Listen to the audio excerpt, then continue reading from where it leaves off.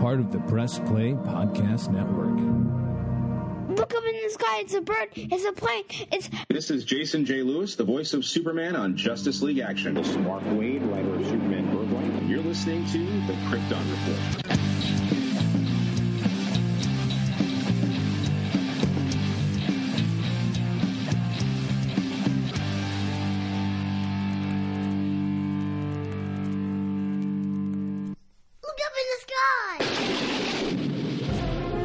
Welcome to the Krypton Report podcast, and it is Flash Week. It is our last entry of Flash Week before we see the film. So to talk about Ezra Miller and his run as the Flash and what we've got and what we can expect and kind of our build-up episode to seeing the film, I had to call in double the trouble. I got Bryan and I have James. Welcome, guys. Oh, well, hello. Hey, how's it going? Well, hey James, how's it going? Anyone might hear, as of this recording, I am sick. Thank you, fellow teachers, on the last week of school. Passing cold around. F them teachers. For real, man. But I love podcasting, and it's going to be fun. So we're going to do the best we can. And you love us. I do. You love bologna Bryan and mussels marinara. Oh, man. I could see mussels marinara as like James's like Flex Mentallo version. Like he flexes while holding a meatball sub. Exactly. He gives a whole for me it's the flex and the meatball subs just pop out like.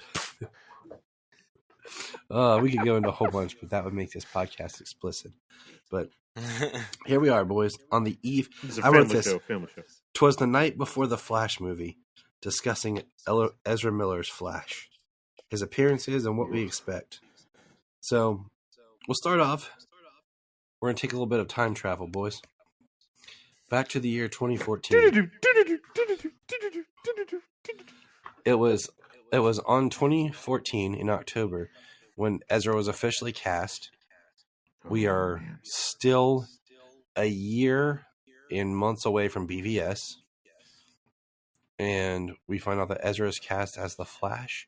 Will be appearing in BVS and then, of course, Justice League. And then he'll get his solo movie in 2018. That was the plan.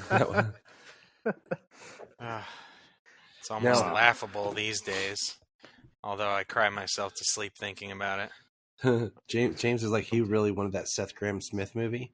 And then Bryan really wanted that Rick Famuyiwa movie. And then we really wanted John Daly. John, I cannot remember his name. I'm drawing a blank. Sorry. The action comedy duo who just recently did Dungeons and Dragons. We're gonna do it, and then nothing, and then all of a sudden we got Andrew Muschietti. So I'm just talking about everything that came and never happened. Everything we can make it announced and never happened. We can make an entire podcast about things that were announced in some form of development and never happened. The last 10 years was a lot of hardship. Yeah. I mean, I'm in therapy. so Bryan, tell me how Warner Brothers executives hurt you. Show me on the doll where they hurt you. He's pointing everywhere. They're like, dang, that's harsh. Now, were either of you familiar with Ezra's work when he was cast as the Flash? I think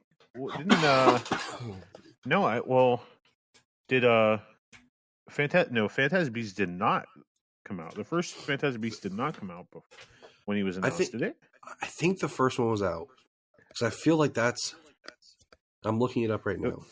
It was just a wallflower, personal wallflower, which I didn't watch.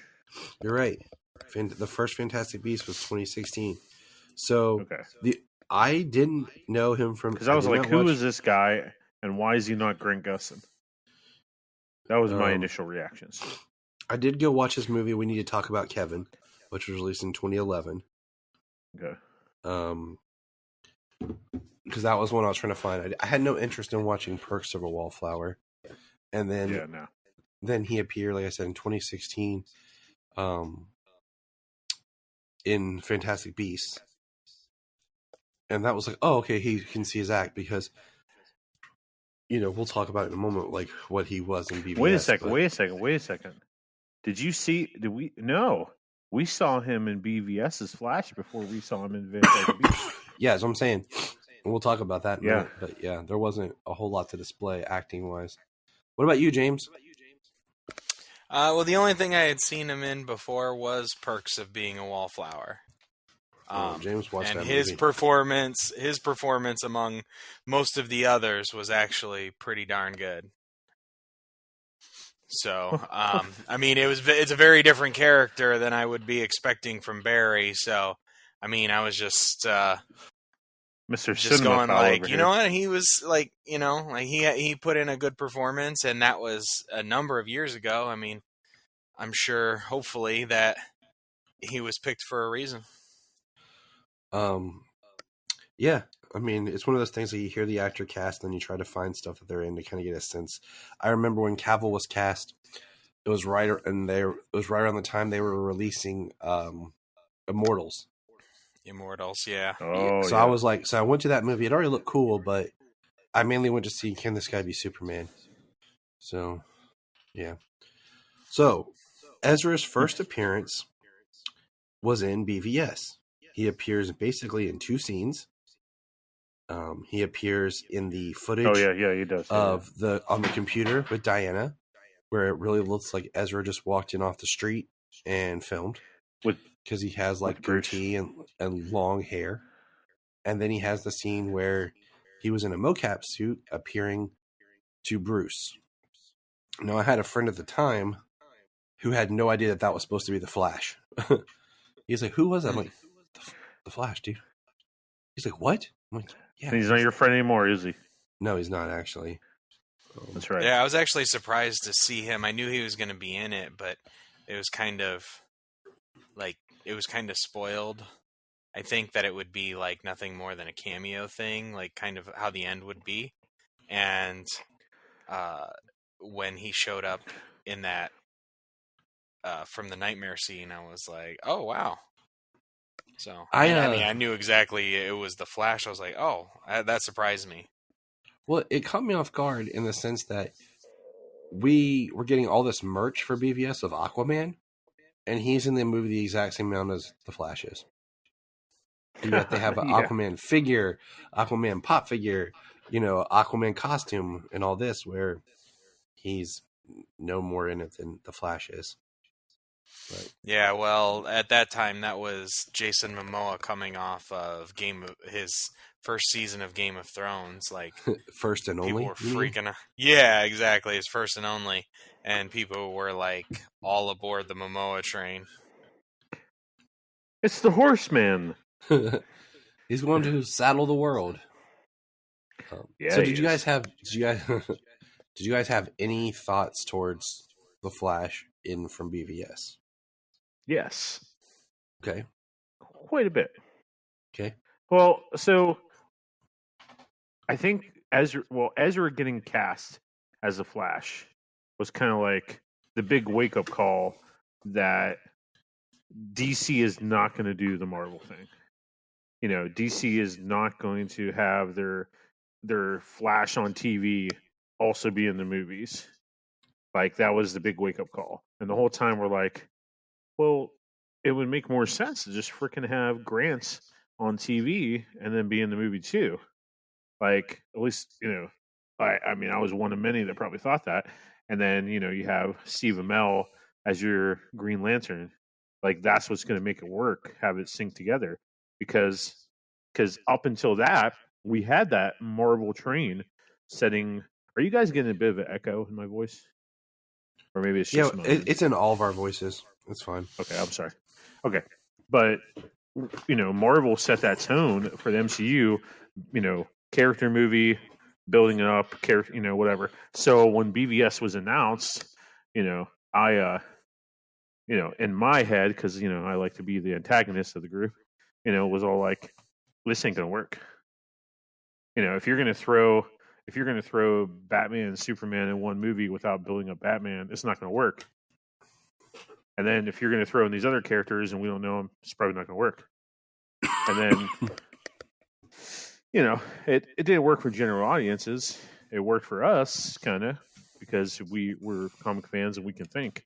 But, like, I wanted to see Grant in the movie because Grant was already established for those 2 years, and those first 2 seasons of The Flash were the best seasons of The Flash, which are Chef's Kiss, like, so amazing.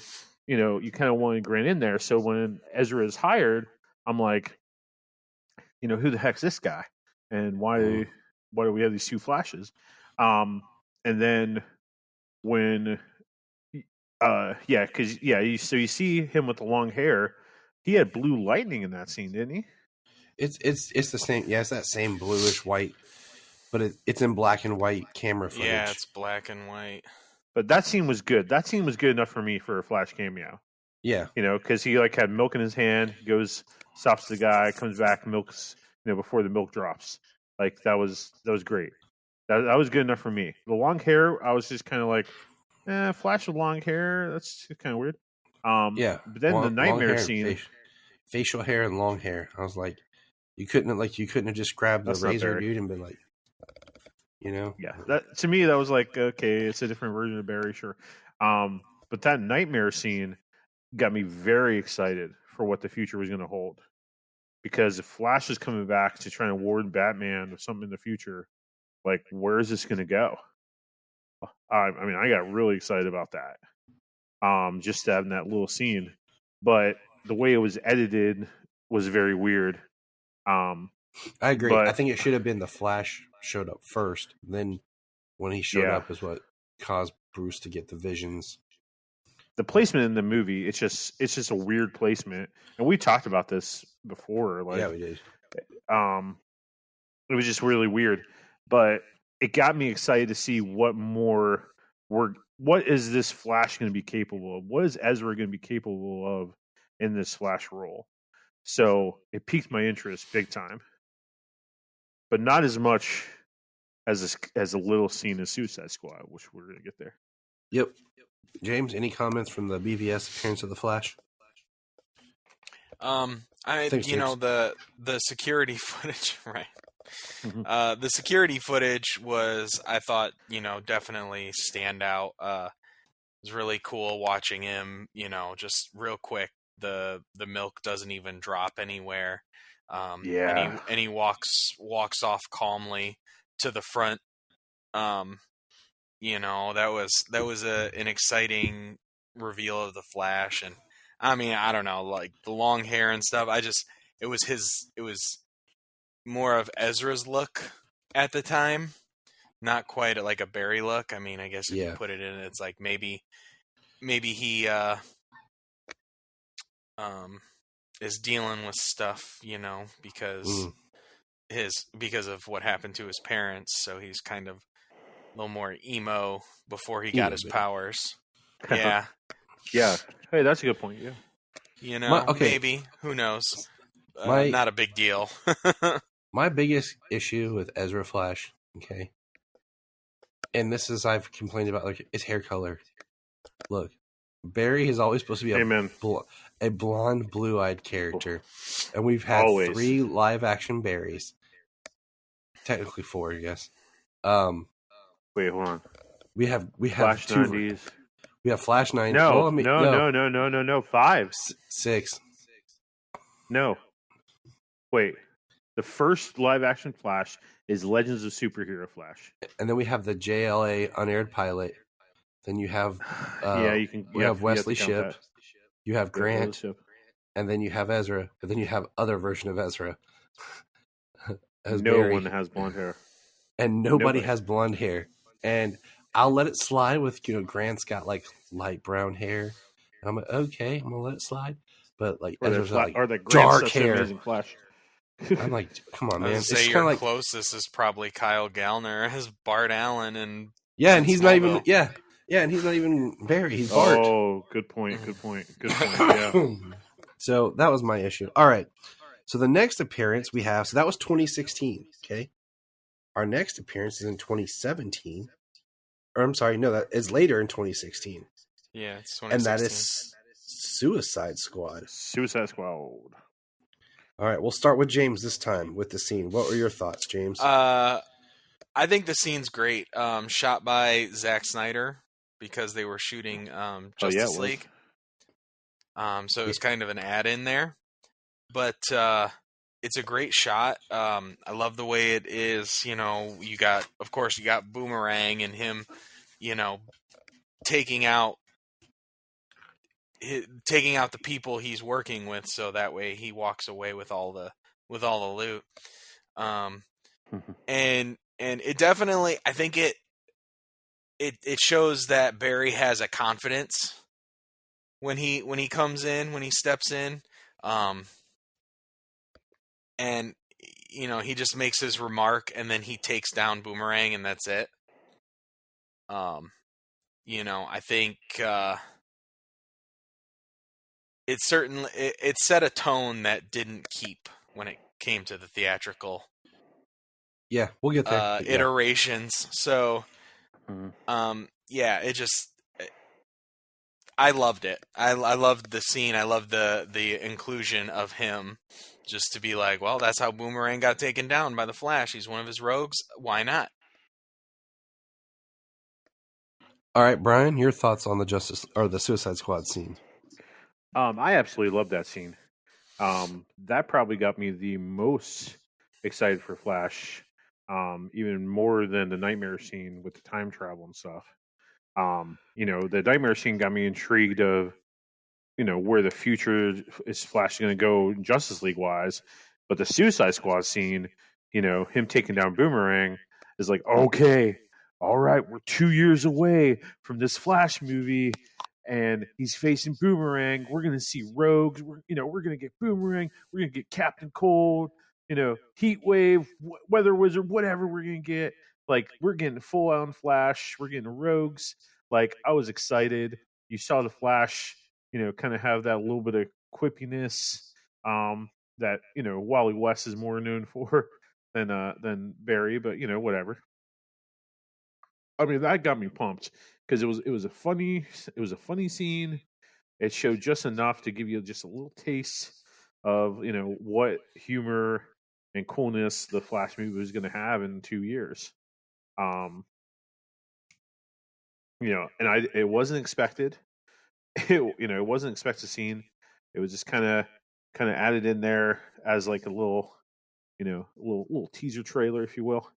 I mean, it was the perfect cameo tease of the character to just give enough hint at him to build up, like you said, for the next film. But the thing about that scene is how everything's like how the timeline goes afterwards. It's the most out of place scene because there's no mention of Flash facing Boomerang, in Justice League. He has the suit in Justice League, and, made it himself, stuff like that. Like, there's no, like, in the Suicide Squad clip, he seems to have somewhat understanding of his powers, somewhat. Like, even in that BVS scene, he seems to have somewhat understanding of how quick he can go in so little time, like, without phasing through things and stuff. But when you see Justice League, we'll get there. We'll get there. Yeah. You know what I'm getting at here. It just seems like, yeah. So, like I said, I think it's a great intro, just enough to get you hyped, and you know that the Justice League is coming. Now, 2017, 1 year later, we're getting, as we call, Justice League. And I'll go first on this one. Studio. Christ almighty. This movie proves that Barry is completely worthless in this movie. I've watched both cuts enough that I can tell you Barry trips and falls for no reason in this movie. On to Wonder Woman. And it's very awkward. They make him more goofy, stupid. Pet Cemetery. and he does nothing in the final battle. He pushes the truck with the family and does the Dostoevsky, and then we get, in this we see Barry. The only good scenes are the same scenes that repeat in Zack Snyder's, and we'll get there. But I thought Ezra, I'm like, man, I've seen you act, and like we see glimpses of your greatness. But then this movie completely undersells him as a valuable character or anything. And, we have that scene at the end of the film where he's chasing Superman, and and Joss is an idiot because he's trying to show an ode to the great Superman versus Flash race, but it's always on foot. It's never Superman flying. But he decided to make Superman fly. What a douche. But I do want to say, like, I watched an interview with Ezra where he was talking about he was studying this martial artist Wushu monk guy, and he was watching the way he moves. And that's why he runs and moves the way he does. This man is recorded as like the fastest man on earth as far as his motions and movements. And Ezra wanted to copy some of his moves in his Flash. That's why we have the scene where like he's crouched down and he brings his hand down at the Superman memorial and he takes off running. So that really helps explain some of the movements and the way that he runs compared to how we're used to seeing, the Flash depicted when he runs. But I feel like Justice League was definitely made him a joke of a character. Now, I'll let James go next because then I know Brian's got a bunch to complain about. James. I mean, I agree entirely about making him a joke of the character. They set up the tone before that he has taken down criminals and stuff. And, parademons, it's on a whole nother level, but they made him seem cowardly. He wasn't like this intelligent character. As we can tell, they reshot almost all of the dialogue to shift the narrative to something different. So just to have him just make quips, it's like it's all they could fit for him with the time limit as well. I was sad and disappointed that was the Barry that we were getting. I know that the moment where Bruce is doing the mentorship in the tunnel fight scene, I know everybody enjoys that, and yeah, it's a well done moment, and it's well acted by the characters, but it's really the only thing you kind of get in there. Yeah. All right, Brian, your turn. Let them have it. It's bullshit. Thanks, Brian. It's just oh, that's what I'm here for, buddy. He was kind of, he's built up in BVS as, he's a time traveler. He's going to be a big part of what's to come. To go back and warn Batman of what's supposed to happen. But once this Justice League happens, that nightmare scene is completely thrown out the window. So now we have this big giant plot hole that we're dealing with, because in Justice League, it's not even mentioned. Like, there's no talk like, hey, I saw you, about a year ago, and you came and saw me in the future. Like, there's no talk about, there's nothing, it doesn't mean anything, so huge plot hole there, screws up everything that they're trying to do. Joss Whedon, you bastard. Okay. Then he's so Wall-E-ish. And they make him an amalgam. And Josh turned the dial up on Wall-E things through the roof. So Flash falling on Wonder Woman and having that scene, that would have been a Wall-E scene. It would have been. In the comics, Wall-E would have hit on her a little bit. because he has, especially Bart. Bart impulse. Yeah, there's a little bit of impulse in that too. In that in that. But the biggest heartbreaking thing is that he has no purpose. You take Flash out of that movie, and nothing changes. Nothing really does anything other than Batman has somebody to talk to for a second. Yeah, like he has nothing to the plate. He adds nothing, and that's a problem. Huge problem. And then you immediately set the tone, because his movie, like when Justice League came out, was that Flash movie already delayed? Or they still said it was coming out in a couple months? Well, it was in that weird time where they were shifting some stuff because they hadn't started shooting it yet. They were change of directors. I mean, I think at this time, at this point, it was right after the AT&T merger. So I think it was already bought and going through, and that's why they pushed Justice League out the way they did. Because coming up, they had a new regime starting at the beginning of the new year. And I think this is where we got the Rick Famuyiwa stuff. Was about this time. I think that's when he came in, yeah. Okay. I'm just trying to think when the Flash movie was first delayed. I think it was like right in here because Sam Graham-Smith was supposed to direct. That was going to be horrible, but he disappeared. Then Rick Famuyiwa. Because wasn't it at Comic-Con that year when they did the whole stand-up and it was like Ben Affleck, Rick Famuyiwa, and David Ayer were all standing up to be like the directors of DC properties. But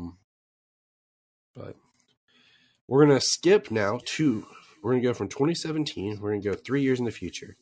At this point, we're still waiting for more confirmation about what's happening with the Flash movie.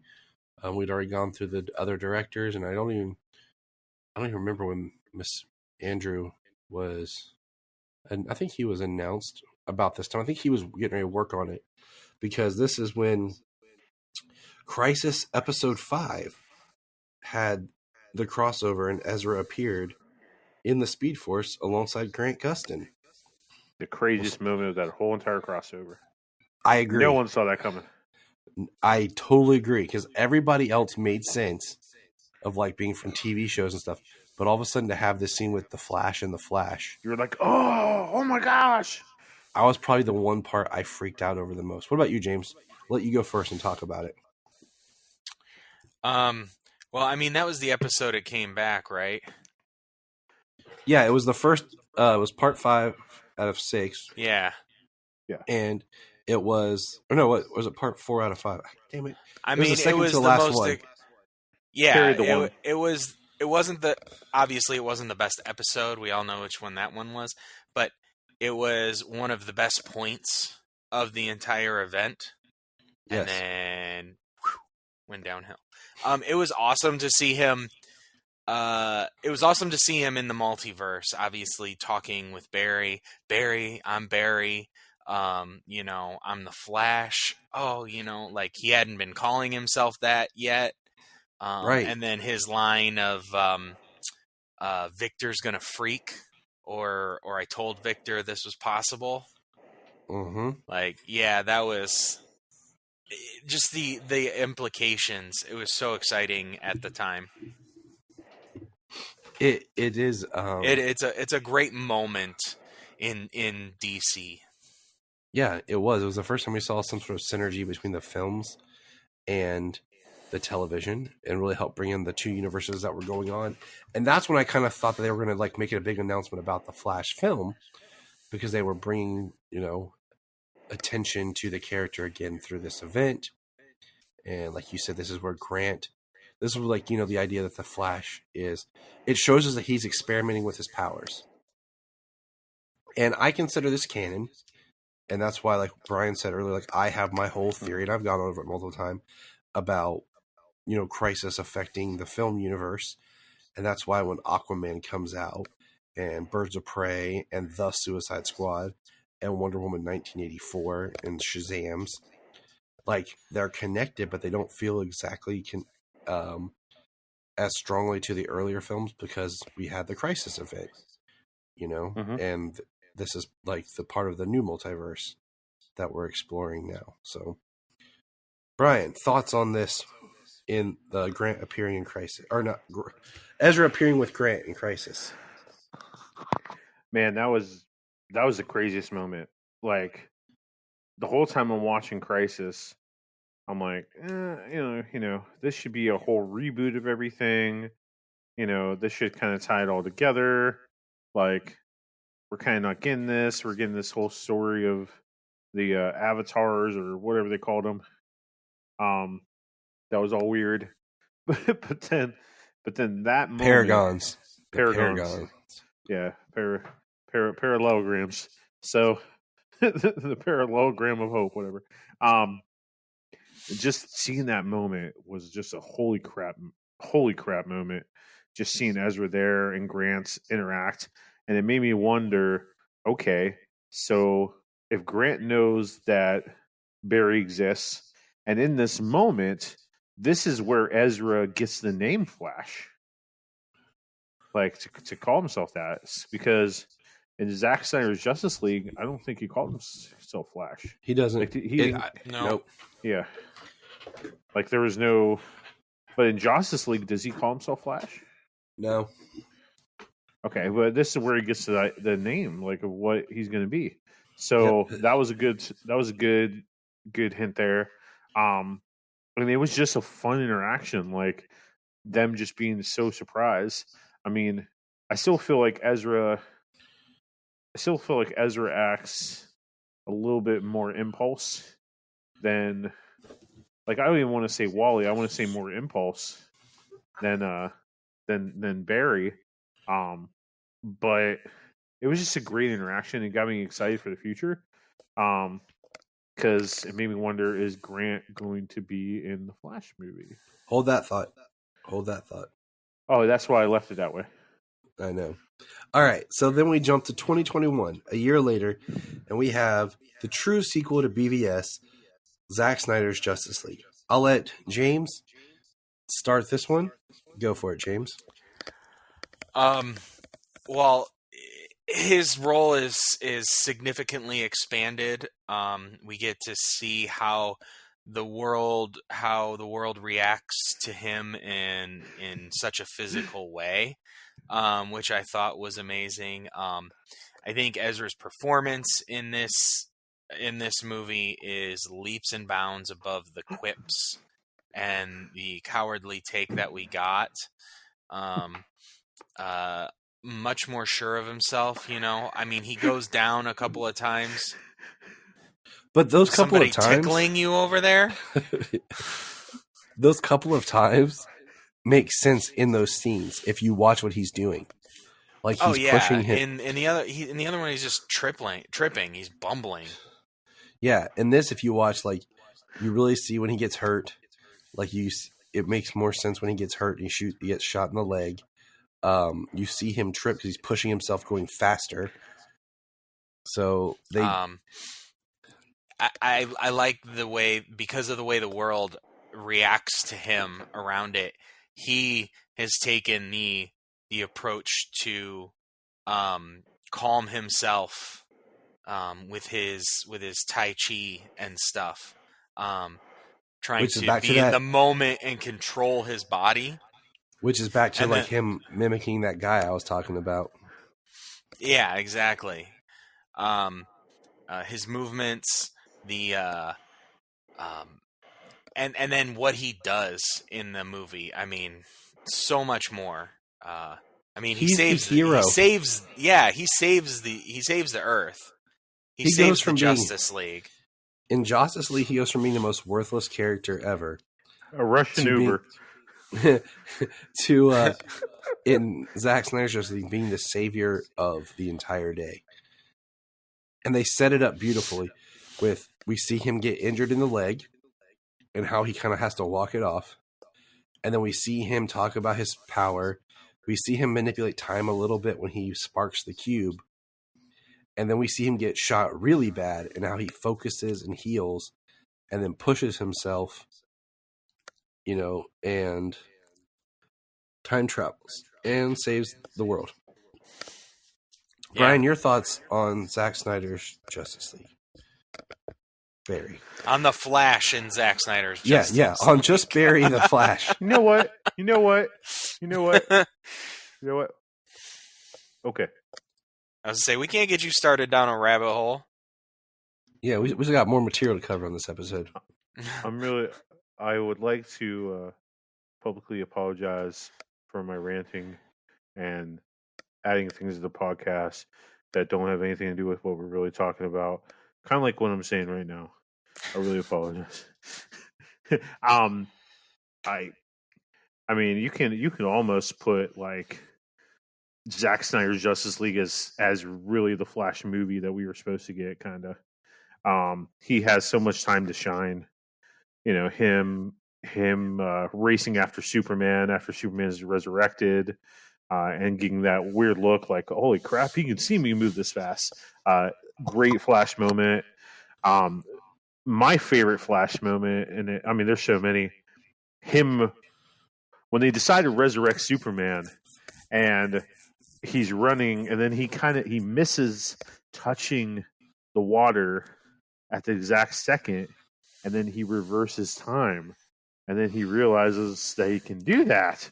And then hitting it that precise second was just an awesome, awesome Flash scene. I freaking love the Flash. I love how he's like, I can, like, if I approach the speed of light, I can. Weird things happen with time. Yeah. I mean, even on a character note, for Barry Allen, when him and Victor are digging up Clark's grave, and he says, we could do this like in a nanosecond. And Victor's like, it wouldn't feel right. And he's like, yeah, you're right. Like, great they take their time doing it. Yeah. And I'll save this comment for when we get in a minute, but yeah. Sure. They just make him a great character. We see his intelligence, we see him smart, but we also see him having fun and having that youthful, uplifting spirit too. But we're not talking about Brunch or Pet Cemetery. We're not just tripping over everything and being. He's not a character. He's a character. He's not just a pop culture vomit. Ooh, yeah. Good call. There you go. Now, my wife, not a big comic book person. She enjoyed the Shazam movie, the first one. She felt it had a lot of heart. She really liked it. And she likes Spider-Man. But when I was watching Zack Snyder's Justice League, and I was going back and watching the introduction of the Flash with the Iris scene and the dogs, my wife's like, now that's a good introduction for the Flash right there, with the breaking of the glass and just moving things around, making sure you get a hot dog for later. Yeah. That Zach really knew. Yeah, Zach really knew what to do with the Flash. And that gets me really excited for things. And just seeing Zack Snyder's Justice League made me see that, Ezra could do this character. Yeah. Before then, I was just like, I don't know, because Grant's the only thing good about that Flash show, But that gave me hope for what Ezra can do. And he really does take that Flash character seriously. In interviews and recent interviews that we just share with each other, he really does care about that role. He might make some other poor decisions in his life that aren't the best, and he's getting help, so good for him. But when it comes to this Flash character, he cares about the physics. He cares about learning how to do things. Studying that man in martial arts. He really cares about what he's doing, and I respect that as him as an actor. And end scene. Awesome. So we're gonna jump now, and like you said, Iris West, that small introduction sets up two characters perfectly to carry over into their own film. So we're gonna jump now 1 year. He makes a cameo appearance in Peacemaker in 2022. I'll let Bryan go first on this one. Oh, in Peacemaker? Yeah. Oh gosh, I'm trying to remember that dang scene. It was at the very end, right? Yeah. And then you saw Aquaman. You kind of thought you saw Wonder Woman. Superman's somewhat floating in the sky, right? You have Superman and Wonder Woman shadowed, but then you see Ezra and Jason actually as their characters. I don't remember what they say to each other. I apologize. All right, James, you go. Well, so Peacemaker tells them that they're late, and tells Aquaman to go back to his fishes. The running joke. Yeah. Okay. And I could only he says, "I'm that. getting sick of that joke," and Barry's like, "It's not a joke." Which I mean, I don't know. What do you consider Mira? I mean, she's Atlantean, But I look at that scene like it was. Mira's not Atlantean. She's not Atlantean. Technically. Okay, maybe they all refer to but whatever. They all kind of refer to themselves as part of being Atlantis. But Mira's from the Bermuda Triangle. That I would have liked a better cameo.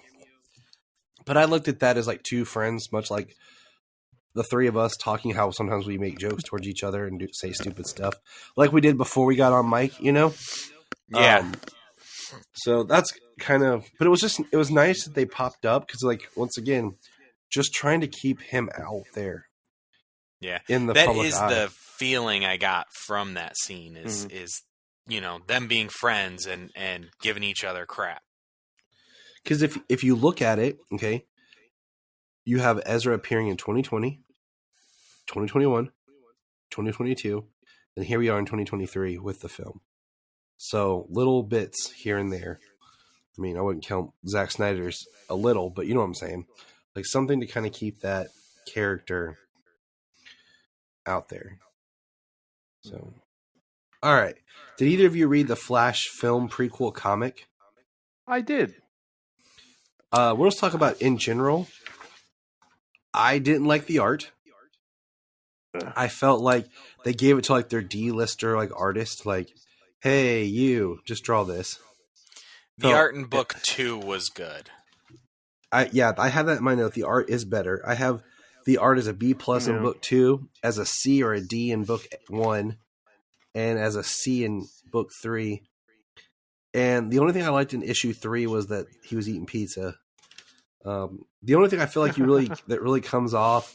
I mean, he fights the top. Yeah, they gave him Girder. We saw Patty, Tar Pit, and Top. Yeah, and I'm like, okay, but I feel like other than he's talking to Batman and everything, no, there's only one important thing that happens in all three of these issues. Only one. He learns to phase. Bring it on, Brian. The flash ring came from Batman. Yep, that's it. Oh, yeah. Which we all theorize anyways, but yeah. And I just feel like I like comic movie book tie-ins when they feel like they add to the story, but I feel like this really didn't do anything for the story. Didn't do a damn thing. I don't necessarily think that it did anything for the story. I don't feel like anything from this movie or from these books is going to have any impact on the movie, except for obviously him getting the ring. I don't feel like anything is going to have an impact on it, but I do like the idea of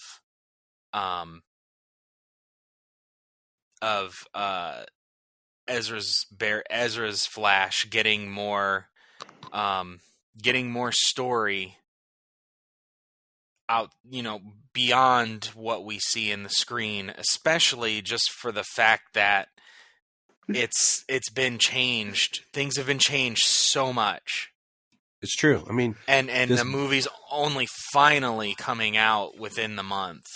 This book came out last year because it was supposed to be building up to the original release date, or the last release date before they pushed it to where it is now, and it was supposed to come out last year in November. So I get what you're saying there. All right, my last thing here for the Flash part is anything from the trailer that pops out, or any thoughts that you have of what you want to see in this movie? We'll let James go first. I mean, well, so from the marketing, from all the toys and things like that, I'm mostly curious about Dark Flash and what we're gonna see with that. I'm trying not to really think too much on things that I've kind of heard or came across because of the screening. I haven't gotten any spoilers per se, but I've heard rumors of nothing specific, just like the timing of like what happens. Like it's not like Michael Keaton comes in early in the movie, like, you know, and he's there for the entire thing or something. I mean, just for little bits, like something obscure like that. And I just try not to think on it. Yeah. My thought is we've had all 3 trailers. There's not been a frame of Dark Flash. Nope. I don't want it to be Barry 2 because I did a whole video with Solomon kind of trying to figure out, is this movie time travel or is it time travel and Earth hopping? Because something feels awkward either way. Yeah, let me put it out there with what if it is Barry 2, because the idea of Barry changing things back means that his mother's going to die, and he would do that, be Dark Flash or whatever, to stop that from happening. Well, I mean, if it is, it kind of like is weird because that's still him. It's just because that Barry's his younger self, is what we heard in the trailer. So in essence, he makes himself the Flash sooner, and himself is, you know, the Dark Flash. And if it is, that's make it work, but it can't stay because technically Thawne is still out there because somebody had to kill his mom in the first place. So I don't know. Like, I'm just very curious about how like this Dark Flash is going to work. If it's even going to be a big thing, or if it's going to be something that's more of a tease for a future film. But well, I mean, if it's time travel, I mean, if it, I don't. The only thing that makes sense to me when it comes to the thing of 2 Barrys is because it looks like he's supposed to be returning at the same time as he is, but his mother's alive. So it just makes sense that Barry's from another universe. But also, we've got the time travel stuff. So, like I said, go back and listen to the dialogue in the trailer. And it's confusing because they use, this is the only world where my mom lives. This is, you know, I traveled in time. Yeah, but it's cut and edited to... Right. That's what I'm saying. Like, it gets muddy. So that's what I'm curious about, because the other thing that I'm curious about is in the scene where we see him sitting at the dinner table and we see the other Barry coming in. He runs out there and his lightning is the blue-white lightning, but we also see him interacting in that timeline with his yellow lightning. So how does that work? I don't know. Like, there's a lot of interesting things that I have like this that I really can't wait for the film to explain. And then my last thing is details to figure out, is this is a sequel to, is it kind of a wink wink? It can be either Justice League, because technically it should be more connected to the Snyder version because he's already traveled in time, so he knows he can do it, compared to what we happened in Justice League. So I'm looking for little details. If it is Justice League Barry Allen, it makes complete sense to me that he would be a moron and just change things because he figured out he could. So I don't know, Bryan. Make a stupid mistake early. I'm just trying to keep track of all my thoughts because what you said made me think more. Okay, this is what I really think as of this moment. I think that scene in Crisis when he meets Grant, that makes him realize that there are different worlds out there. I think it's going to tie into that. And then he starts to think, okay, my mom's gone. What can I fix? Like he knows there's different worlds out there. So I think it's a little bit of time travel and multiverse. So I think he goes back in time to when there was a multiverse. So at that moment, there is no multiverse. But he goes back in time to when there was a multiverse in that moment with Grant, in which he finds a world where his mom existed. But I think what's going to happen, I'm trying not to confuse you guys and myself as I'm explaining this, but there is that scene where the other Barry shows up, and that's his world. And that Barry is wearing a yellow hoodie. I think we cannot forget that. He's wearing a yellow hoodie. Mm-hmm. And is lighting. And I think that in the process of meeting that other Barry, he creates the second Flash. He creates a second Flash. But I think there's going to be a part in there where, in order to fix everything, one of the Barrys, probably our Barry, is actually going to be the one that's going to have to kill the mom. I don't think there's Thawne in this. I think that there might be a third Barry that is like, you're screwing up everything. You have to kill your mom. I think it's going to be something like that. I think that one of the Barrys, maybe the third one we don't know yet. Or, well, no, because in that little trailer, you saw that little dark thing on the shoulder that was cut out later. One of these Barrys is going to probably kill the mom. I think it's going to be something like that. One of those Barrys is definitely going to be your reverse / Dark Flash. No doubt in my mind. But in an effort to save his mom, he's going to create this other Barry, I believe. And I'm also very curious about Kara, Supergirl. I'm really curious about that because when you saw Henry Cavill as Superman, he didn't know how to use his powers very well. Like, he was learning that. He was still becoming Superman.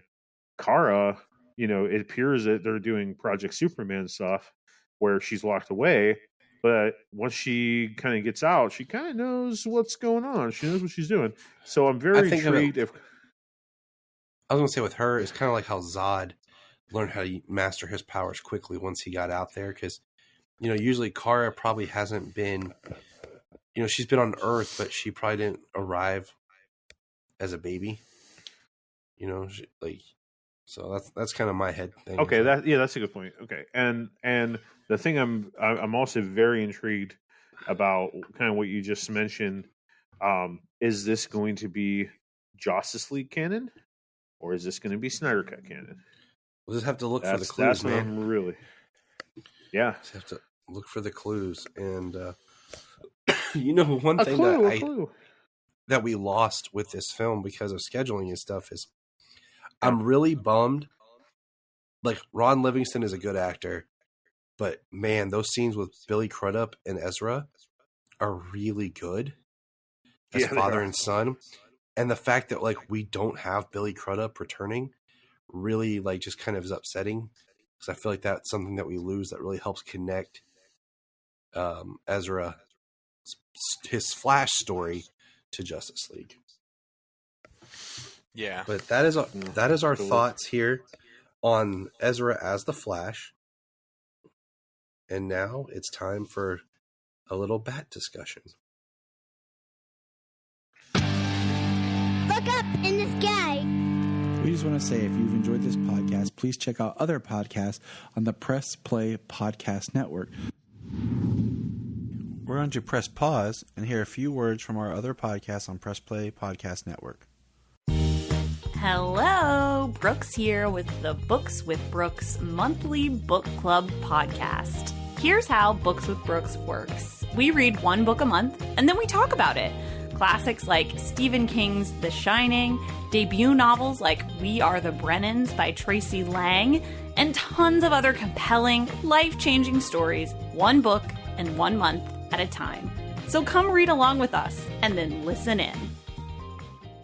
So I'm calling this little segment called The Swan Song of Two Batmans. I don't know if it's Batmans or Batmins, but we have Ben Affleck returning in the film as Batman, and we have Michael Keaton.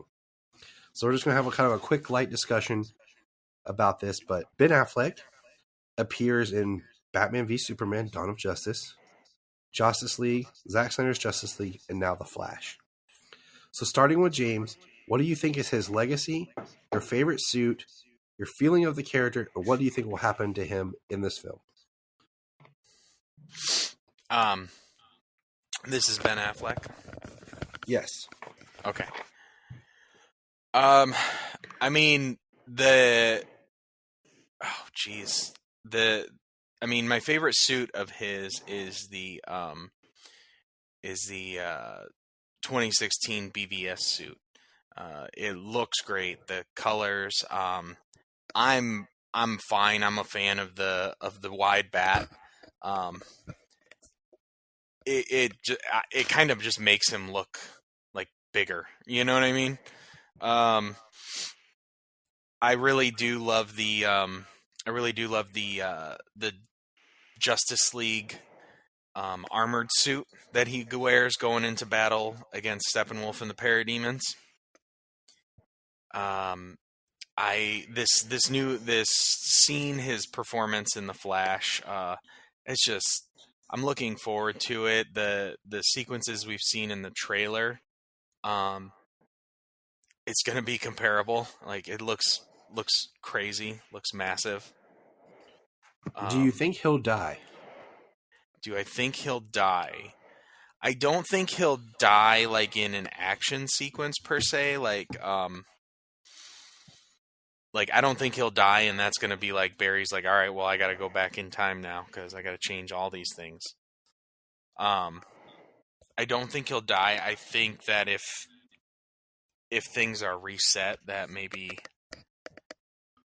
when he goes to look for Bruce, or if he does, it's not going to be the same one. Okay. Kind of like when he goes to look for Bruce, I'm assuming in Flashpoint, and he finds a different Batman waiting for him. Okay. All right, Brian, your thoughts on Ben Affleck, his character, your favorite suit, your hope for the character in the film. Will he die? Go. I really love Ben as Batman. I feel completely cheated that we didn't get more. The fact that he never got his movie with Deathstroke truly breaks my heart. Ben looked like Bruce. Ben looked like Batman. That scene where he's looking at the suit in that chamber was just, oh man, it was just so good. Just the way he trained in Batman versus Superman, those scenes, like that felt like Batman, man. That felt like the Batman we should have always had. Like a more intense Keaton, you know. My favorite suit is the Batman versus Superman suit. I did like the black and gray. Yeah, I mean, I'm more partial to blue and gray, but we've never really seen it in live action until the Splash movie. It just looked great. The shadowing, just how he hid in the shadows. I can go on and on, but he just looks so good. He looked like how Batman should to me, and that's why I loved it. And I was sold on Ben as Batman, where you see Bruce run towards the danger. That was Batman. That's Batman pulling through and through. It's always going to be a sore spot for me because we didn't get more of him. I'm really interested to see this blue and gray suit because to me, Batman should be in blue and gray. But we'll see how it goes. I don't think it's going to be as much of a blue and gray as a very light black, because some of the photos look more blue, some look black, but I also have a weird theory about that too. So I'm going to just kind of wait and see how it plays out. Yeah, I'm very interested to see how the suit's going to look because the scenes you do see, it goes so quick. Like I can't get a really good look at it. I don't think he's going to die. I think he's not going to be in the movie very long. Only because I think that the Zod thing is going to happen. I think that whatever Ben Affleck Batman's going to help with, I think that those scenes actually might be a little bit later. We don't see that Ben Affleck's Batman interact with Zod. We see him drop and we see him on the cycle, but we don't see anything that looks like Zod stuff. Unless I'm not remembering things right. No, you remember. My thought process is like the Ben Affleck stuff's going to come at the beginning of the movie, and then he's going to go and change time. That's going to kick off Act 2, and then the end of Act 2 is going to be the big Act 2 battle is the breakout of Supergirl, and then of course the Act 3 I think is going to be the Zod battle, and then the Dark Flash battle. I don't know because like I think Affleck in the blue suit. I think that's your third act. I think that's your after Barry's changed things. That's what I think. I think that's why some of the images look blue and some look black, because we're going to see him as black. But then at some point when Barry comes back, it's going to be like the same scene we saw, but his costume's going to be blue. It's going to be like this little wink. And I also, last thought. Go, Brian. Okay, I think that Keaton is going to more play your role of the Thomas Wayne role, the Thomas Wayne role in Flashpoint. I think Keaton's going to find out about Affleck's Batman, because keep in mind, Ben Affleck's Batman is going to be in Aquaman 2. So that goes in my head. Maybe we don't know that. Honestly, that was rumored and shot early before the DC takeover or the change with James Gunn. Aquaman's date was then pushed back. So for all we know, they could have edited that out because that movie's still being in post. So I'm counting this because this was intended to be Ben Affleck's swan song. This was his ending and him saying goodbye to the character. And then he did the cameo as a favor for Aquaman. But things keep changing. So I'm not even holding out my thought on that. Well, just wrap up really fast. I think Keaton is going to meet Ben Affleck's Batman, or he's going to write him a letter to give to Barry, and then Ben Affleck's Batman is going to retire based on that letter and what he knows of how the other Batman turned out, being old and still being Batman. That's what I think. The end. Okay, excuse me. Next is Michael Keaton. Michael Keaton appearing as Batman in Batman 89. Batman Returns, The Flash, the never-to-be-released Batgirl movie, which was supposed to probably tie into The Flash because it was the same costume, referenced in Crisis, and of course they did the 89 comics recently, which would be kind of a cool if there was something in the film that kind of winks at those. But what do you think his legacy is? What's your favorite suit? And what's your hope for the character in the film, James? Well, my favorite suit is the 89, but I prefer the yellow oval of Returns. I mean, he's like the first. I think his legacy is like taking Batman seriously on film. You know what I mean? Like he's the first one to. The first one to play that version, to play a serious, to be like this serious take on a superhero. At least the biggest one to go mainstream, like when it did. Yeah. That's definitely the legacy that Keaton has. I mean, I'm looking forward to seeing what happens in this movie. I do think he is too old to like continue on as the character. Agreed. I'm really excited to see him back, and I mean some of the action sequences they've done with him in that we've seen in the trailers look pretty gnarly, and it's interesting to think that we've got a 70-year-old Batman pulling off the stuff he's doing. Well, I mean, come on, it's a stunt double in this suit. We know this. Come on. Oh yeah, no, I mean, but the idea is it's the character. You know, it's the idea of the character. We're not talking about how the sausage is made. I'm like, this is the sausage we're seeing. How is the sausage? It's a 70-year. It's a 70-year-old Batman doing these things that he's got the enhanced suit like in Batman Beyond. You know, it's helped give him a boost. Yeah, absolutely. All right, my last question to you guys. And I'll let James go first. What do you think the post-credit scene is? Because what we know from the screeners is they have not seen the post-credit scene. That has not been released in the screeners. So what do you think the post-credit scene is? I heard it didn't even have credits. It didn't have credits. So, James, what do you think?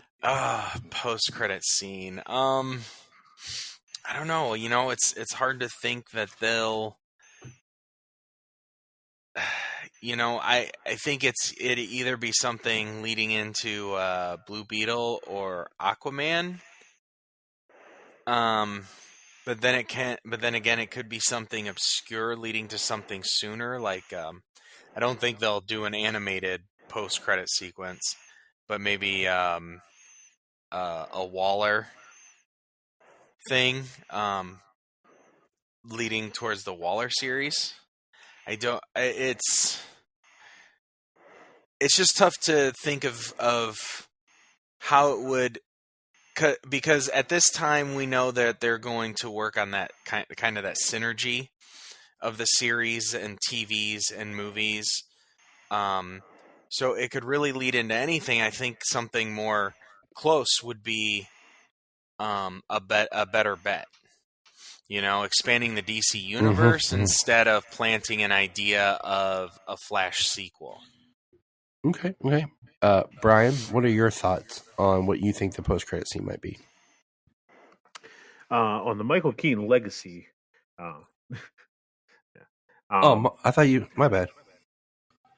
No, I think that if they're going to keep Michael Keaton, if he is going to stay, because he's expressed interest, I think the wise bet would be to do a Batman Beyond thing. To go that route. And his own universe. Michael's great. I think I'm with James that he took the role seriously. A lot of people see Michael Keaton as the definitive Batman. I think the Batman. I think this film features both definitive Batman, but whatever. Keep going. Amen, brother. Amen. Hold on. The Batman Return suit I've always really loved. I think it's like Batman 89, they were kind of just trying to figure it out, like what could work. Some scenes, like when he's swooping down, he looks awesome. But then when you see the like close up in the face, it looks very off. It looks like kind of bigger on his face. It doesn't work. Batman Returns, I feel like they kind of got it, shaped his face. I like the silver hue. It looks awesome. I think that you have to lead towards the new Batman, unfortunately. And I think that if you're going to keep Michael, you have to do a Batman Beyond thing, which would be awesome. Live action Batman Beyond would be great. Now, what I think the post-credit scene will be, I think there will probably be two. I think that one will probably be something tied into expanding probably the Flash family, or like a little wink to Grant Gustin of other Flashes. It's going to involve other speedsters. That's what I feel. It's going to be something like that. And then I think that if we only get one post-credit scene, it's going to be a hint at Green Lantern. Oh, that's what I think. So my thought on the post-credit scene is either A, it's going to be a tease at maybe the new Batman for what would be Batman Brave and the Bold. If they go that route with trying to keep Ezra. 2, something with Supergirl. maybe showing her future or what she's going to do if they're going to keep her for the Supergirl film. Or the third is Thawne, like a definitive like evil speedster thing. Okay, yeah. That's kind of where my head is with what the post credit scene may or may not be. So I don't know. I'm with you guys. Like it could be something just tacked on from Aquaman. Maybe it's the Ben Affleck scene from Aquaman. They're just like, I just throw it at the post credit scene of Flash and get it over with, and then we don't have to have it in the movie. I don't know. I'm curious to see what will happen because Gunn's been very quiet as far as what else he's keeping moving forward, and I think they're really waiting to see how well this movie does before they decide. To all the listeners, as you're listening to this episode, when this episode drops, it'll drop the night before Friday when the film is released. Bryan and I are going with the families at 3 p.m. on Thursday. James, have you procured your tickets yet? I have not, but yeah. So James will be seeing it sometime. I don't have a set time, but I am not waiting. And I'm not waiting around to see it. I'm seeing it opening weekend. Right. If not opening day, it will be that weekend, Saturday James just afternoon or sun. Yeah, I can't make it to work today. Yeah. Do you know that there's a thing I was reading, was a report that Revenge of the Sith actually caused economical issues because so many people called off work to go see Revenge of the Sith? That's ridiculous. I mean, I know awesome. It was COVID times, but I put in PTO for Zack Snyder's Justice League. I took day off. but even I put then, in PTO for that. But even then, that's considered like an economic issue because technically they would need you there. Because, so I just think it's fascinating. But, all right. So we're going to wrap this up. It's time, to enjoy The Flash. And we'll be back with our full breakdown movie review. And we'll really dive into what we thought, theories, enjoyments, predictions. So remember. If you are like Tyler and James and can't get enough super talk, check out these other podcasts. Digging for Kryptonite, Supergirl Radio, The Last Sons of Krypton, the Superboy Legacy Podcast, All-Star Superfans, Superman the Animated Podcast, The Aspiring Kryptonians, Always Hold On to Smallville, The Geek of Steel, and Truth, Justice, and Hope. Remember to check out Krypton Report on all social media platforms. Go to linktree.com/Krypton Report. You find all of our reports. This is Dan Jurgens, and if you want to have a good time, keep listening to the Krypton Report.